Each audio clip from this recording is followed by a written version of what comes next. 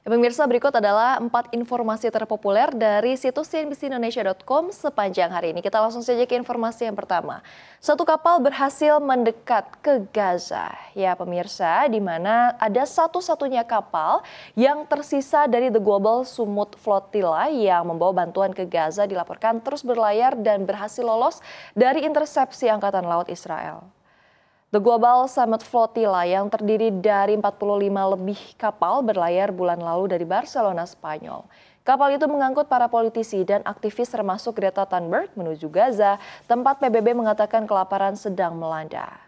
Mengutip AFP, Angkatan Laut Israel sendiri mulai mencegat mereka pada hari Rabu malam. Seorang pejabat Israel mengatakan kapal-kapal dengan lebih dari 400 orang di dalamnya telah dicegah untuk mencapai wilayah pesisir Gaza.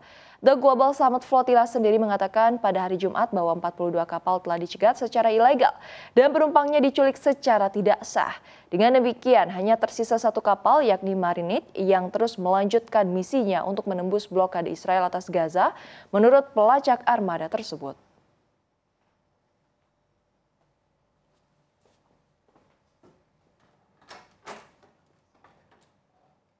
Kita langsung ke informasi terpopuler yang kedua. Netanyahu merespons serangan tentaranya. Perdana Menteri Israel Benjamin Netanyahu memuji serangan yang dilakukan oleh tentara Israel ke The Global Summit Flotilla. Pada hari Kamis kemarin, Benjamin Netanyahu mengatakan ia memuji para prajurit dan komandan Angkatan Laut yang menjalankan misi mereka pada hari Yom Kippur dengan cara yang paling profesional dan efisien. Ia mengklaim tindakan militer ini penting untuk mencegah puluhan kapal memasuki zona perang dan menggagalkan kampanye delegitimasi terhadap Israel. Sementara itu, Badan Pertahanan Sipil dan Rumah Sakit Gaza mengatakan serangan Israel di wilayah tersebut menewaskan sedikitnya 52 orang pada hari Kamis, termasuk seorang karyawan lembaga amal Prancis, Doctors Without Borders.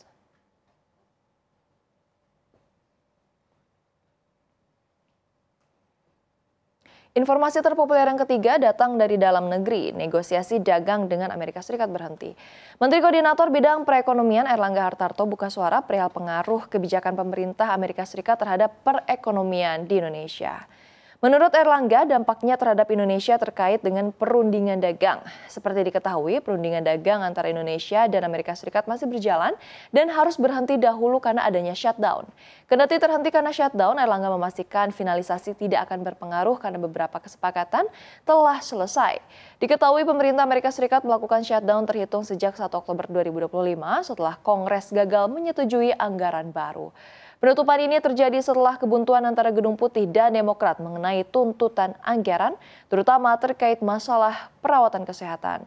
Shutdown ini beresiko melumpuhkan berbagai layanan publik dan menempatkan ribuan pegawai federal dalam status cuti tanpa bayaran.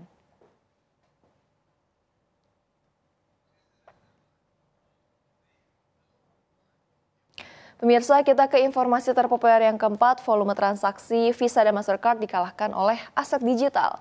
Sebuah pergeseran seismik tengah terjadi di landscape keuangan global. Aset digital yang sebelumnya dianggap sebagai produk niche, kini telah melampaui volume transaksi dua raksasa pembayaran terbesar di dunia. Sebuah analisis mendalam menunjukkan bahwa total volume transaksi on-chain untuk stablecoin telah secara konsisten menyalip total volume pembayaran gabungan dari Visa dan juga Mastercard. Fenomena ini menandai sebuah tonggak sejarah yang signifikan, menggarisbawahi semakin cepatnya adopsi teknologi blockchain sebagai rel pembayaran alternatif yang efisien.